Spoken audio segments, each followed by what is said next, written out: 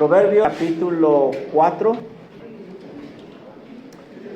El libro de Proverbios que hemos estado estudiando todo este año es conocido como el libro de sabiduría, y durante este curso hemos tenido grandes lecciones. Realmente el Señor nos ha bendecido con grandes temas. Por ejemplo, comenzamos hablando de la sabiduría y luego nosotros brincamos a estudiar que es sabio temer a Dios. El principio de la sabiduría es el temor reverente a nuestro Dios. Después estudiamos nosotros que es sabio escuchar antes de hablar. Tendemos a hablar sin escuchar, pero aprendimos en este libro que es sabio escuchar antes de hablar. También aprendimos acerca de una verdadera amistad. Aprendimos de cuidar las palabras.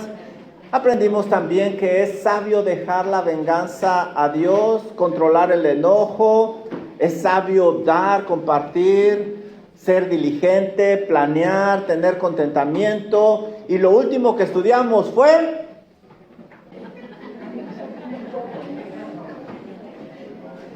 ese es el punto. Ese es el problema y eso es lo que vamos a estudiar hoy. Es sabio cuidar el buen nombre. Es sabio guardar nuestro testimonio. Le nombramos, es sabio cultivar un testimonio íntegro. Piensa conmigo, y acaban de probar mi punto, y se van a dar cuenta los 8 millones de personas que nos siguen en YouTube que no se acordaron de la clase pasada. Lo bueno que no ven nuestras caras, nada más es audio. En cada una de estas clases, realmente, si tú recuerdas, quizás no recuerdes la clase, pero no sé tú, pero yo salí bien animado por esas lecciones, por esa palabra, muchas cosas nuevas que aprendimos y nos dimos cuenta la razón del porqué de situaciones en nuestra vida, porque no estábamos aplicando la verdadera sabiduría que el Señor enseña en su palabra. Pero cuando estudiamos nosotros Proverbios, la preocupación del autor no es simplemente que nos motivemos en ese día o que recibamos una gran cantidad de información, no, sino que esa enseñanza penetre a lo más profundo de nuestro corazón, se quede y transforme nuestra vida. En cada una de las clases de Proverbios hemos visto este común denominador del autor. Pero la pregunta para ustedes y también para mí es, ¿por qué la palabra de Dios nos impacta, nos emociona, nos anima al inicio, pero no penetra, no se queda y mucho menos nos transforma? He visto tristemente y he sido testigo de circunstancias que han estado pasando últimamente en diferentes lugares, diferentes iglesias. Personas que conozco, soy testigo de que defienden la palabra de Dios impresionantemente. Se saben los versículos, la escatología, soteriología, neumatología, todas las doctrinas al derecho y al revés. Pero al momento de llegar la prueba, al momento de llegar la tentación, al momento de llegar la ofensa, reaccionan como si no supieran nada. Y muchos de ellos han caído en pecados desastrosos. Muchos de ellos han acabado con relaciones horriblemente. Y es donde uno dice, ¿qué pasó?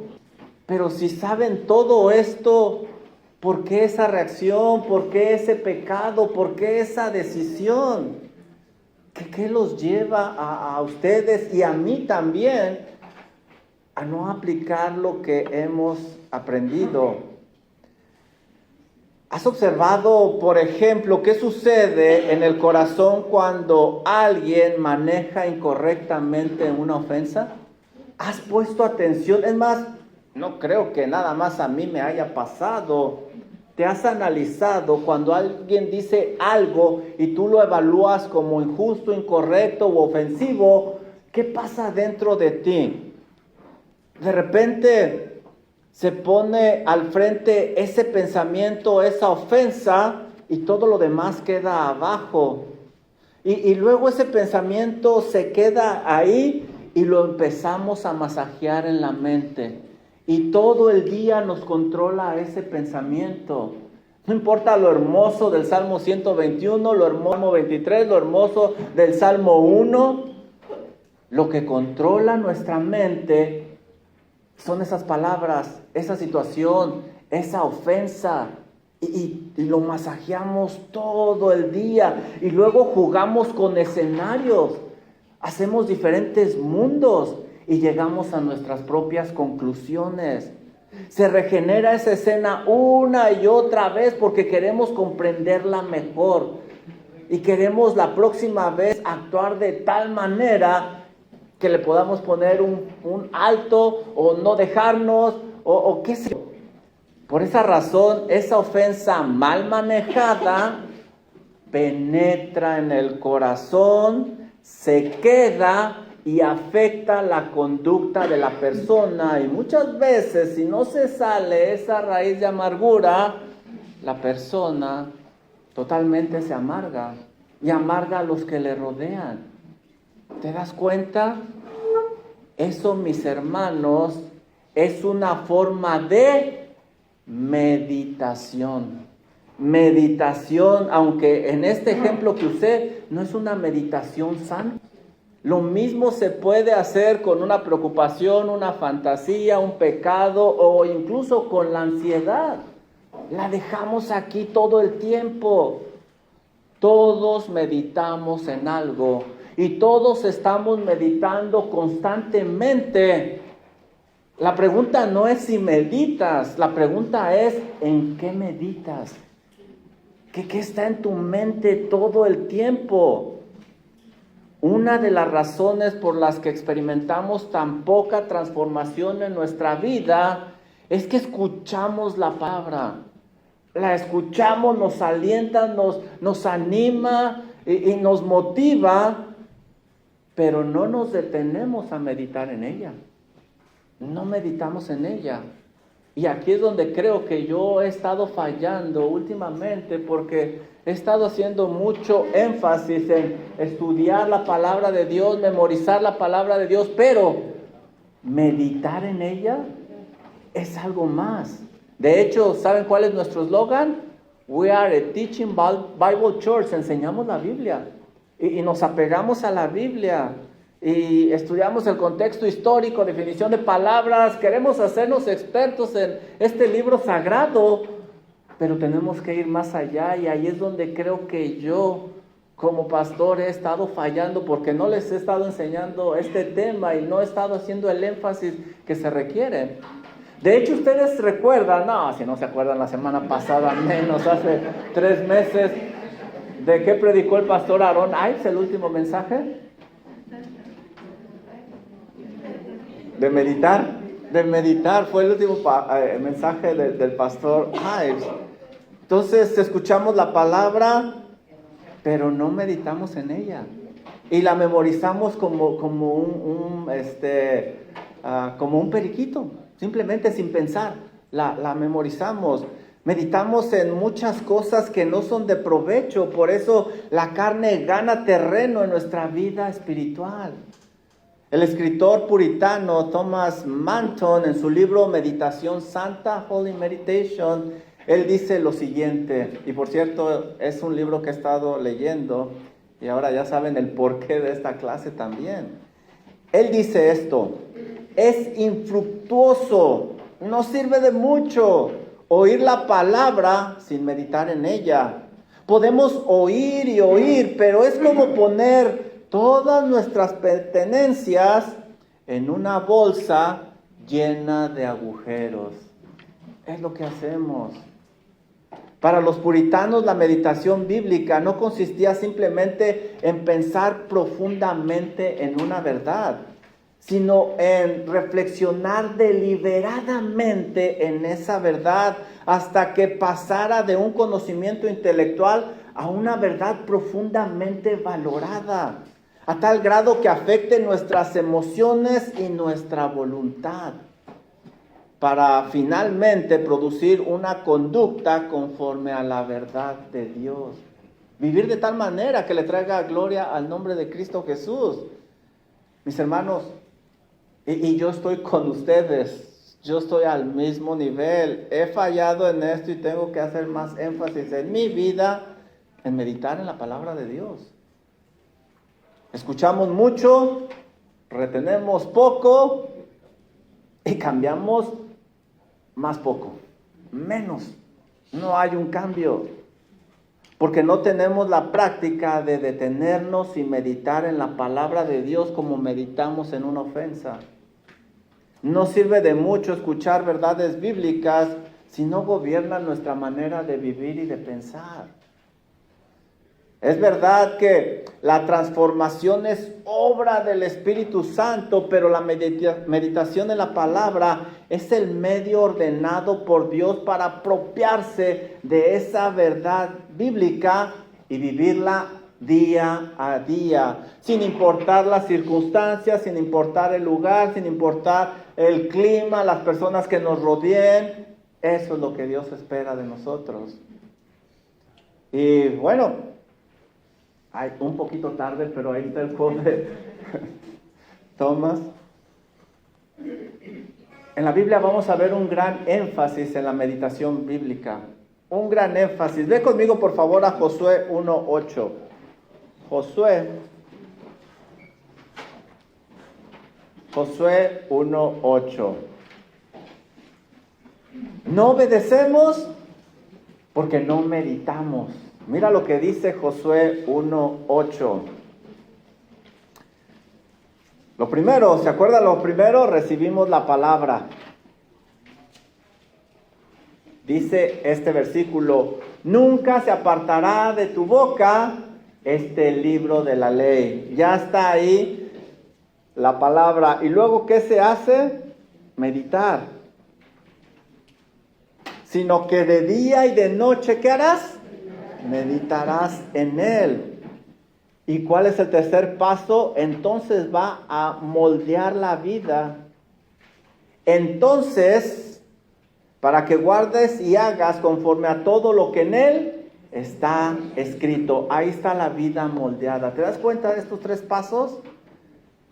¿Y cuál es el resultado? Bueno, la aplicación. Entonces harás prosperar tu camino y todo te saldrá bien. Podrás cumplir la misión que Dios te da. La meditación bíblica no termina en el conocer, sino en llevarlo a la práctica. Ve conmigo a Salmo capítulo 1, versículo 2 y 3. Un salmo muy conocido por ustedes. Mi salmo favorito, por si tenían dudas. Nuevamente, paso número 1, recibimos la palabra. Dice aquí, sino que en la ley de Jehová está su delicia. Ya tiene la ley de Dios, ya tiene la palabra. Siguiente paso, número 2, ¿qué hace? Medita. Y en su ley medita, ¿cuánto tiempo? De día y de noche, igual que lo que decía Josué. Y luego se moldea esa vida y ahí va la aplicación. Será como árbol plantado junto a corrientes de agua que da su fruto a su tiempo y su hoja no cae. Y todo lo que hace, prosperará. No simplemente leer la palabra, hay que meditar en ella hasta que moldee nuestro carácter. Salmo 19:14. Salmo 19:14. La meditación bíblica purifica nuestros pensamientos. Si nosotros meditamos en la palabra, pues, ¿qué tiempo de pensar en otras cosas? Por cierto, ¿pueden tener dos pensamientos a la vez al mismo tiempo? No. La mente es tan poderosa que hace los cambios tan rápido que pareciera que estamos pensando muchas cosas al mismo tiempo, pero no. Entonces, si meditamos en la palabra, no va a haber tiempo o espacio para otras cosas. Miren lo que dice Salmo 19:14, cómo la meditación purifica nuestros pensamientos. Sean gratos los dichos de mi boca. Pero el salmista no solo se conforma con lo externo, que decir, no se conforma con simplemente decir te amo, Señor, gloria sea tu nombre, aleluya. No, miren el siguiente factor, lo interno. Sean gratos los dichos de mi boca y la meditación de mi corazón delante de ti, oh Jehová, roca mía y redentor mío. No es simplemente hablarlo, sino meditarlo para agradar a Dios en el pensamiento. No es suficiente preguntarse, ¿qué estoy diciendo? Debemos también preguntarnos, ¿en qué estoy pensando? Y es que la santidad no comienza solamente en lo que sale de la boca, más bien comienza en lo que está en nuestro corazón. Salmo 119, 23. 119, 23. Pastor, pues ¿qué no era clase de proverbios, puros salmos? No se desesperen. Ya llegaremos a proverbios. Salmo 119, 23. Estamos poniendo la base. La meditación bíblica nos ayuda a fortalecernos en la adversidad. En lugar de enfocarnos en el problema, nos enfocamos en las grandezas de Dios. Salmo 119, 23. Príncipes también se sentaron y hablaron contra mí. ¿Y qué hacía este salmista? Mas tu siervo meditaba en tus estatutos. Miren el versículo 78. Salmo 119, 78. Sean avergonzados los soberbios, porque sin causa me han calumniado. ¿Y qué hacía este salmista? Lo han calumniado, andan hablando mal de él, y él todo el día pensando en estos cabezones. Pero verán ahora que los vea, pero ¿cómo es posible? Yo tan bueno que soy, tan misericordioso, casi me faltan las alas para volar. ¿No es eso lo que pensamos? En realidad sí. Nos pintamos bien justos como angelitos y eso es lo que gobierna nuestra mente. Pero miren lo que hacía aquí el salmista. ¿Qué hacía este salmista? Pero yo meditaba en tus mandamientos. Eso es lo que gobernaba su mente. Reaccionamos arrebatadamente a las circunstancias porque no meditamos en la palabra de Dios. Salmo 119, 97. La meditación nace del amor por la palabra de Dios y pensamos mucho en la palabra porque la amamos mucho. Si la amamos poco, pues vamos a pensar poco en la palabra. ¿Se acuerdan ustedes, varones, cuando andaban quedando bien? ¿En quién pensaban todo el tiempo? Uy, en la hermana. Todo el tiempo. ¿Por qué? Porque casi se les salía el corazón. Perdón, voy a corregir, porque piensan todo el tiempo en ella, porque casi se les sale el corazón. No uso el pasado, tengo que usar el presente. Lo mismo con la palabra de Dios. Lo mismo con la palabra de Dios. Miren el salmista: oh, cuánto amo yo tu ley, todo el día ella es mi meditación. No meditamos porque somos cristianos, sino porque amamos la palabra de Dios, reconocemos el valor de la palabra de Dios. Ahora, encontramos muchas veces la palabra meditar en el Antiguo Testamento, pero en el Nuevo Testamento no van a encontrar ustedes la palabra meditar en sí, pero el principio se encuentra en el Nuevo Testamento. Por ejemplo, Filipenses 4:8. Filipenses 4:8. Aquí vemos un ejemplo práctico de lo que es la meditación realmente. El agarrar ese texto, esa palabra de Dios, masajearlo, masticarlo, extraer toda la información.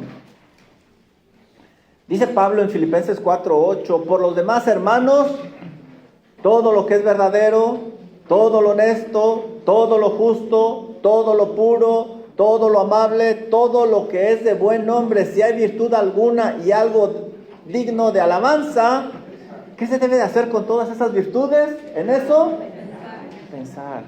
En eso, pensar. Pablo usa el mismo principio, ¿te das cuenta?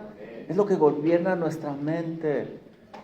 Pensamos, reflexionamos, lo aplicamos a nuestro diario vivir, nos fortalece. Y no nada más en Filipenses, miren Colosenses 3:16. Colosenses 3:16. ¿Sí se ve bien? ¿Sí, verdad? ¿Sí se alcanza a distinguir? Colosenses 3:16. La palabra de Cristo more en abundancia en vosotros. Y ahí está el principio implícito. Miren lo que se hace con esa palabra, enseñándonos, exhortándonos unos a otros en toda sabiduría, cantando con gracia en vuestros corazones al Señor con salmos, himnos y cánticos espirituales. Aquí tenemos una persona que está todo el tiempo pensando, meditando en la palabra de Dios. Así es de que no es suficiente llenarnos de conocimiento, hay que hacer que ese conocimiento penetre en nuestros corazones y transforme nuestras vidas. Pero bueno, a lo mejor te estás preguntando, ¿y qué es meditar? Lo hemos estado diciendo en general. En nuestro contexto occidental, la palabra meditar puede ser muy confusa porque se cree que es solamente una actividad silenciosa, interna, donde se vacía la mente y algunos hacen ciertas posiciones medias raras, que al principio pues sí están disque meditando, pero después el dolor de espalda, ya les encargo cuando se tuercen todos. Pero la palabra meditar en el Antiguo Testamento, si ustedes van al diccionario, dice que es emitir sonidos, hablar, murmurar, reflexionar, imaginar o tramar, planear. Así es de que no es solo un pensamiento abstracto y silencioso dentro de nosotros. Al estar hablando nosotros también estamos incluyendo la palabra de Dios en nuestra mente. Por lo tanto, podemos decir que la práctica de meditar no solo es pensar profundamente. Meditar es la práctica habitual de reflexionar profundamente en la Biblia, en la palabra de Dios, reteniéndola o pronunciándola de manera que la verdad divina ocupe continuamente nuestra mente y nuestro corazón y rija nuestro diario vivir. En palabras sencillas, podemos decir que la meditación bíblica no es vaciar la mente, sino llenarla de la verdad de Dios, hasta que esa verdad transforme nuestros pensamientos, afectos, decisiones y nuestra conducta. En una manera práctica, podemos decir que la meditación bíblica es tomar la verdad revelada de Dios, leerla repetidamente y luego pensar profundamente en ella y considerar sus implicaciones en nuestra vida hasta que esa verdad se quede en el corazón para que transforme nuestra manera de vivir. Es interesante que en la Biblia frecuentemente se usa la comida para una metáfora de la palabra de Dios. ¿Te das cuenta? Y a algunos de ustedes les encanta eso, ¿verdad? Contentos se pusieron con la comida.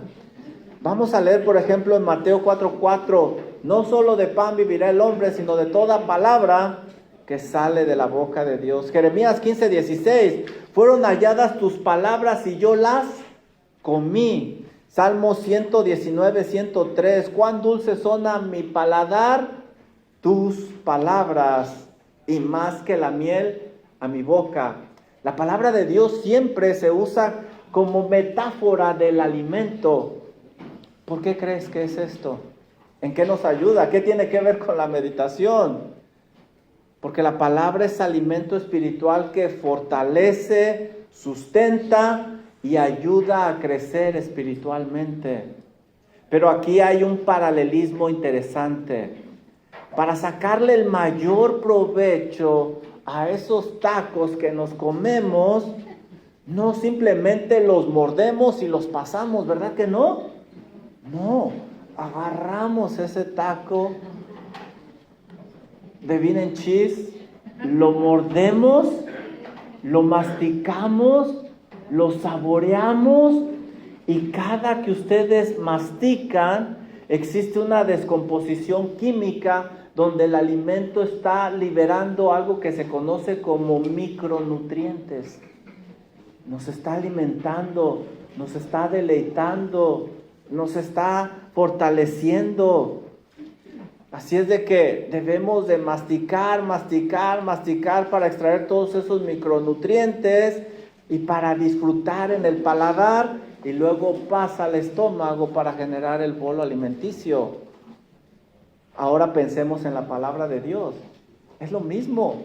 La Biblia la usa como una metáfora de comida. Es lo que debemos de hacer con nuestro alimento espiritual. Masticarlo, meditar en él, saborearlo para extraer todos esos nutrientes espirituales que nos van a fortalecer en el momento de la prueba, de la tribulación, de la tentación, de la ofensa, en fin.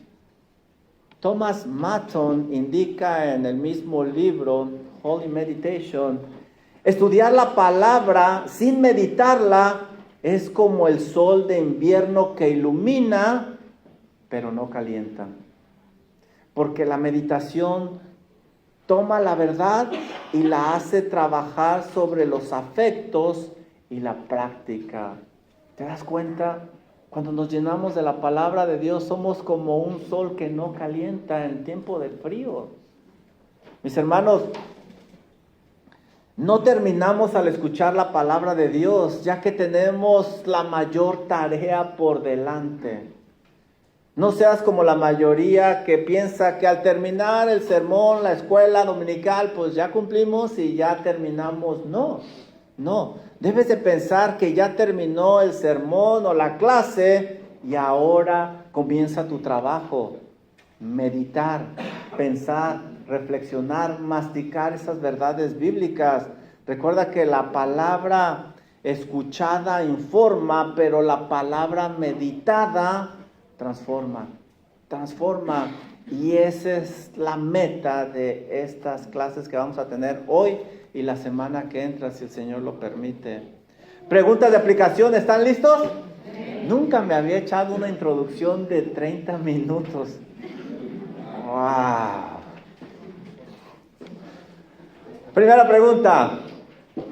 Al terminar de leer un pasaje, ¿cierro la Biblia inmediatamente o me detengo a pensar en lo que acabo de leer, como la persona de la imagen?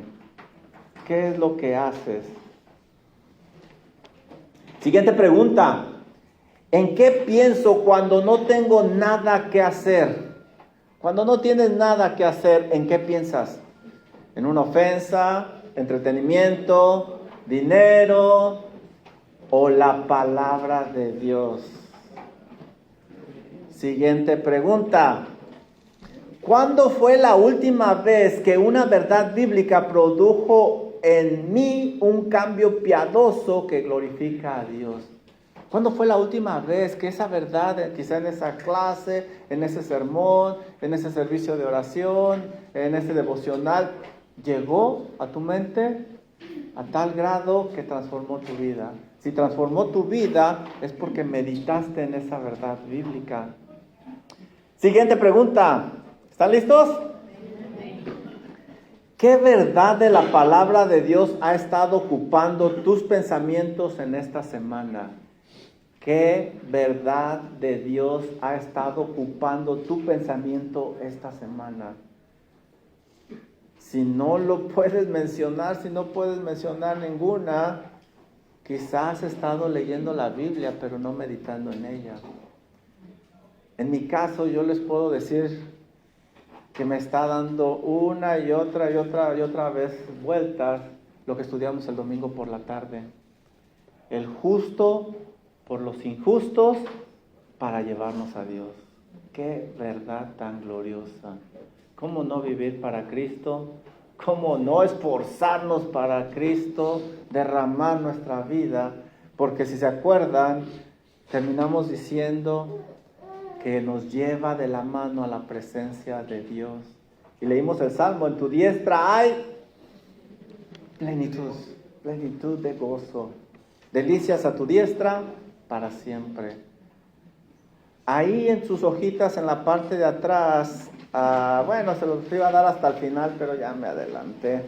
Van a tener un cuestionario que ustedes pueden usar esta semana. Esta semana ustedes pueden usar ese cuestionario para que puedan tener el hábito de meditar en la palabra de Dios. Y también su tarea es meditar en Primera de Pedro 3:18, al final de la primera de la portada. Ahí está Primera de Pedro 3:18, que dice: porque también Cristo padeció una sola vez por los pecados, el justo por los injustos, para llevarnos a Dios. Piensa en esa verdad, y si quieres más información puedes ir al internet y sacar el estudio del domingo por la tarde. Hay mucho que meditar para la gloria de Dios, y ahí está su tarea. Y la semana que entra no se sientan hasta que no me la enseñen, ¿eh? No se crean, ¿qué tiempo voy a tener yo de revisar tareas? Es para ustedes. Meditación en Proverbios 4, 20 al 23. Ahora sí vamos a Proverbios 4, 20 al 23. Ya vimos la importancia de la meditación y cómo está la meditación por toda la Biblia. Ahora veamos que en Proverbios también está este principio de meditar.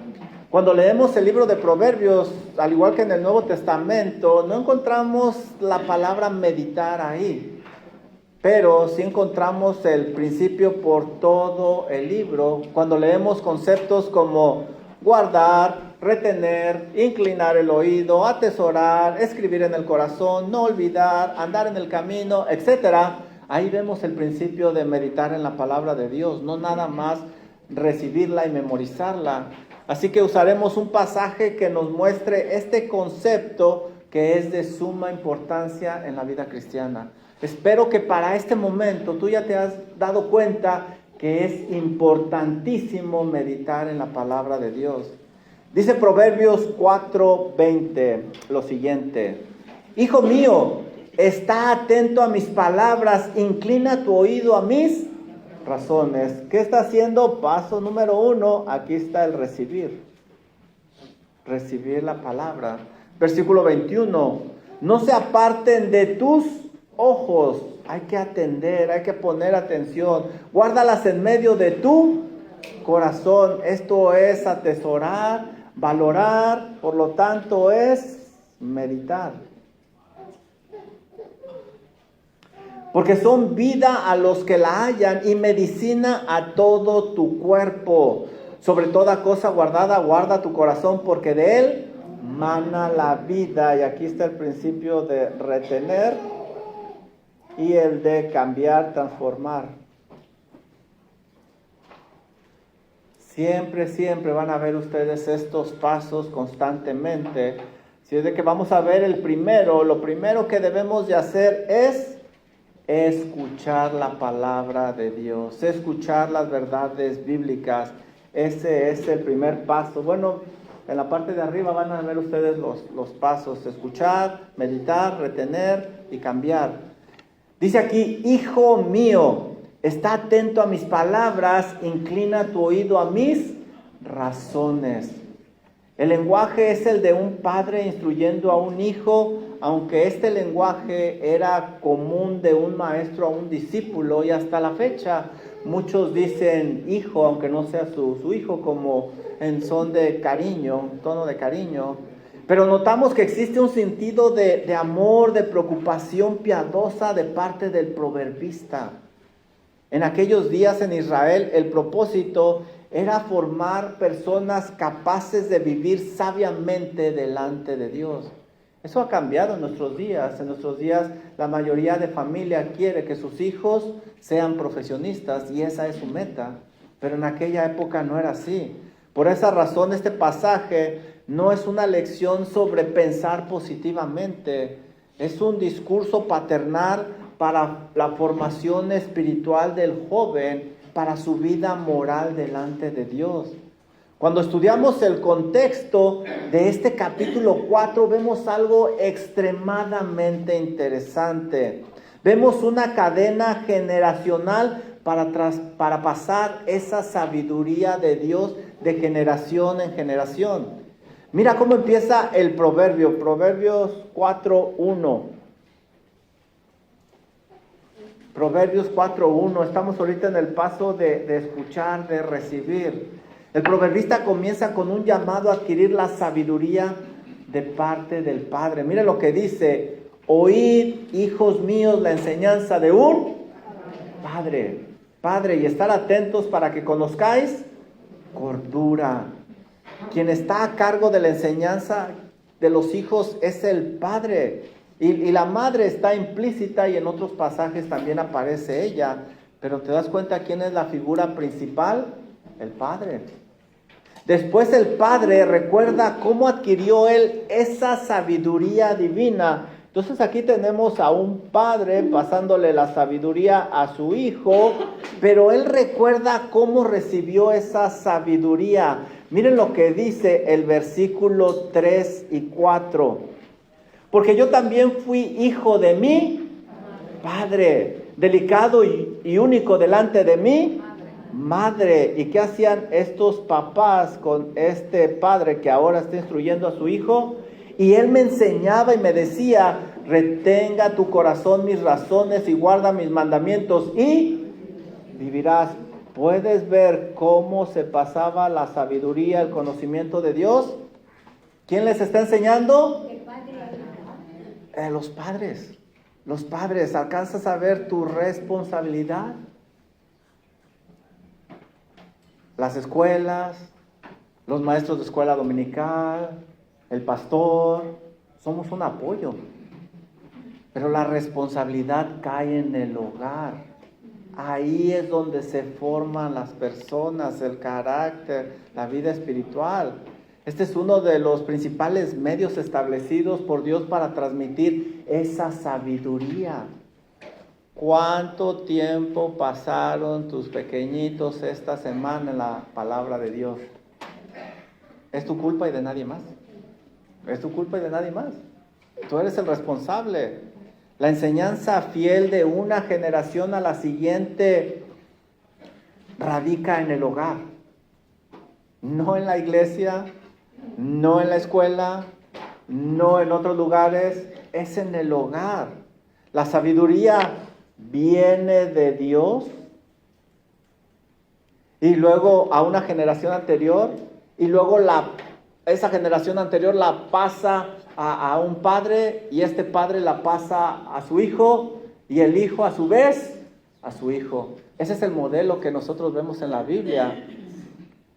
Claro que existían maestros, ancianos que enseñaban en aquella época, pero el lugar principal es el hogar. Pero aquí hay algo importante, no perdamos de vista cuál era la meta de los israelitas. No era simplemente pasar la información de generación en generación para que los niños pudieran contestar correctamente las preguntas bíblicas. No, la meta era criar hijos piadosos, jóvenes que eran discípulos, que vivían bien delante de Dios como Él lo establecía. Formar un carácter en esa persona, en esa vida, en el temor de Dios y que viviera de acuerdo al orden moral que Dios había establecido. No era simplemente pasar información o criar hijos buenos, porque podemos criar hijos buenos pero yendo al infierno, o hijos morales o buenos ciudadanos. Esa no era la meta. Así es de que la información principalmente llega en el hogar. Es donde pasas la mayoría del tiempo. El primer paso que vemos en este pasaje es recibir la enseñanza. La verdad de Dios debe de estar primero en nuestros oídos. ¿Te fijas lo que dice? Hijo mío, está atento a mis palabras. Tenemos que hacer que esa palabra llegue a nosotros, como dice Deuteronomio 6, y llegue a los nuestros también. Antes de que pueda ser guardada en el corazón y reflejada en nuestra vida, Obviamente tiene que ser oída, tiene que ser recibida, y es lo que estamos haciendo aquí en esta mañana. Así es como lo hace el Padre. Vamos a través de estos versículos. Miren lo que dice aquí. Ve conmigo a este capítulo 4. Mira cómo se pasa esta información. Versículo 4. Proverbios capítulo 4, versículo 4. Y él me enseñaba y me decía: retenga tu corazón mis razones, guarda mis mandamientos y vivirás. Versículo 5, mira lo que dice: adquiere sabiduría, adquiere inteligencia, no te olvides ni te apartes de las razones de mi boca. Ahí está nuevamente. Versículo 7, miren lo que dice: sabiduría ante todo, adquiere sabiduría, y sobre todas tus posesiones adquiere. Ahí está el Padre impulsando al Hijo, pasando el tiempo con el Hijo, instruyendo en la palabra de Dios. Versículo número 10. Oye, hijo mío, ¿y qué? Recibe mis razones y se te multiplicarán años de vida. Versículo 13, mira lo que dice el versículo 13. Retén el consejo, no lo dejes, guárdalo, porque es tu vida. Ahí tenemos al Padre exhortando al Hijo una y otra vez. Versículo 20. Hijo mío, ¿está qué? Atento a mis palabras, inclina tu oído a mis razones. Versículo 21, que son los que vamos a estudiar. No se aparten de tus ojos, guárdalos en medio de tu corazón.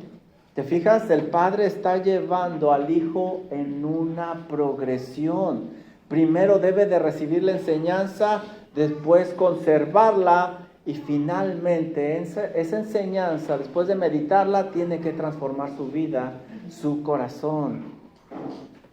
Nuevamente versículo 20. Hijo mío, está atento a mis palabras, inclina tu oído a mis razones. El Padre usa una manera muy poética para mostrar cómo funciona este proceso de cambio.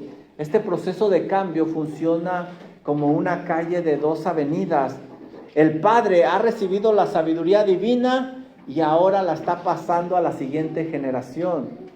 Pero ahora el Hijo debe de trabajar en recibirla, lo cual requiere esfuerzo. No es un proceso que se da naturalmente. Me gustó mucho lo que dijo el pastor Greg Travis cuando vino a predicar el año pasado o antepasado, que dijo: bueno, yo ya hice mi trabajo, ya me preparé, lo voy a exponer, pero ustedes también tienen que trabajar en poner atención, tomar notas y buscar cómo aplicarlo. Lo mismo sucede aquí, por eso dice el Padre: está atento. Esto no es un escuchar pasivamente, habla de una atención deliberada. Cada creyente debe hacer que sus sentidos estén atentos a la sabiduría.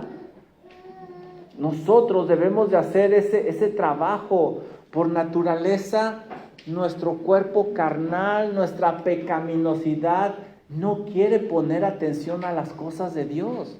Lo carnal es enemigo de lo espiritual y requiere que nosotros eduquemos nuestros sentidos, hagamos el esfuerzo, todo lo que está de nuestra parte para recibir esa información y estar atentos. Estamos nosotros inclinados a lo que no conviene. Nuestra naturaleza pecaminosa nos lleva a todo aquello que no edifica. ¿Cómo es posible que puedo sentarme a ver una película de 2 horas y media y no puedo escuchar un sermón de 45? ¿Por qué? Porque nuestra parte carnal está inclinada a lo que no conviene. Yo debo de hacer lo posible para que esa parte carnal disminuya. Y hay muchas cosas que podemos hacer. Si no quieres venir los domingos y estar rematando de cabeza como en el mundial, prepárate desde un día antes, duérmete temprano. Pero pues te vas a dormir a las 2 de la mañana y vienes aquí y quieres estar. No, pues no. Ya les dije anteriormente, agarren una taza de café caliente, hirviendo, y en lugar de tomártela, aviéntatela en la cara. y vas a ver que vas a estar despierto.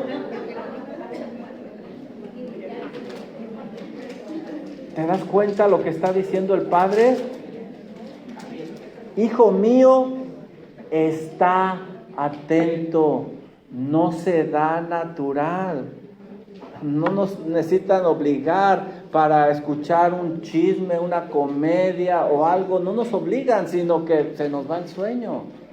El hijo debe deliberadamente buscar estar atento a la palabra de Dios que se está transmitiendo.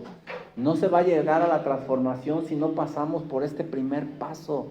Debemos de prepararnos física y espiritualmente. Hijo mío, está atento a mis palabras. Y luego dice, inclina tu oído a mis razones. El verbo utilizado para inclinar da la idea de extender, inclinar literalmente. Cuando se utiliza con oído en el hebreo, comunica la imagen de alguien que se inclina para escuchar atentamente. Es como acercarse a alguien y poner mucha atención porque no se quiere perder ni un detalle. Queremos escucharlo todo, queremos saberlo todo, no queremos perder ningún detalle. Es lo que le está diciendo el Padre que debemos de hacer para escuchar la sabiduría. Ahora, esto implica que la sabiduría a veces no es fácil de escuchar. Nuevamente, en nuestra parte carnal hay cosas que no quiere escuchar. Hay cosas que se cierran. Quizás no hacemos esto, pero por dentro cerramos nuestra mente y no queremos escuchar. Hay cosas como el perdón al enemigo que nos cuesta trabajo escuchar. Bueno, este pasaje dice, inclina tu oído a escuchar, como escuchamos como se predicó en esta mañana. ¿Qué tal controlar la lengua? Son cosas no cómodas, no placenteras, pero tenemos que escucharlo, tenemos que estar atentos, tenemos que inclinar nuestro oído. ¿Qué tal dejar ese pecado en el que tú estás? No es placentero escuchar esos temas, pero hay que escucharlos y hay que estar atentos. ¿Qué tal ser generosos, ayudar? En fin, hay tantos temas que nuestra carne no quiere escuchar. Pero el Padre le dice, hijo mío, escúchame, escucha mis palabras, inclina tu oído a mis razones. ¿Alcanzan a ver el sentido de amor, de preocupación? El Padre quiere un bien para este muchacho. Por lo tanto, Proverbios muestra que la sabiduría no consiste simplemente en traer información. La sabiduría es saber vivir correctamente dentro de lo que Dios ha estado estableciendo en su santa palabra. Y para vivir sabiamente de esa manera, lo primero que tenemos que hacer es recibir la palabra de Dios, recibirla. Haz todo lo posible para recibir la palabra de Dios y para que los tuyos reciban la palabra de Dios.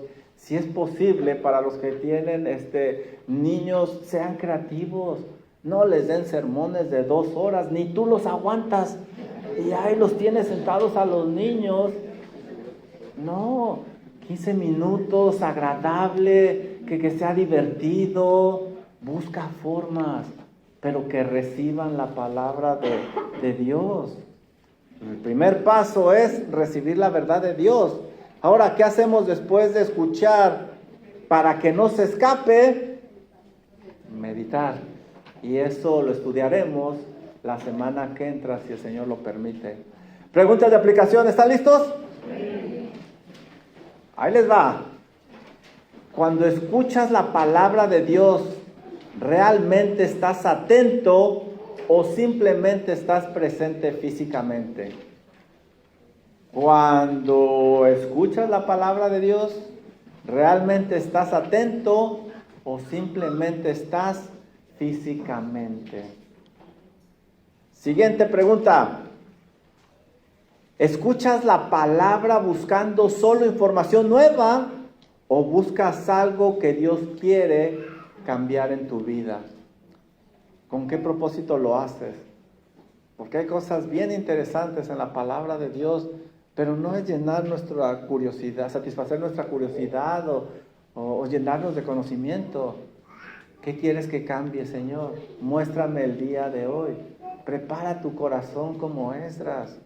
Siguiente pregunta. Ándenles, chiquitos, esta está buena. Después de escuchar, y eso que yo la hice todavía me emocionó, Ay, yo. Después de escuchar esta clase, ¿qué harás durante las siguientes 24 horas con lo que aprendiste? ¿Qué vas a hacer con lo que aprendiste? Última pregunta. Si alguien ve tu vida después de cada sermón recibido, ¿encontraría evidencia de que realmente prestaste atención? ¿Cuántos sermones hemos escuchado? ¿Cuántas escuelas dominicales? ¿Cuántos libros hemos leído? ¿Cuántas oraciones bíblicas? ¿Cuántos devocionales? En fin, cuando alguien ve nuestra vida, ¿realmente proyectamos un poquito de todo eso que hemos recibido? La idea es que sí, y para proyectar eso necesitamos meditar en la palabra de Dios. Que el Señor nos ayude a trabajar en esto, porque pienso que es un área que nos falta y podemos mejorar grandemente.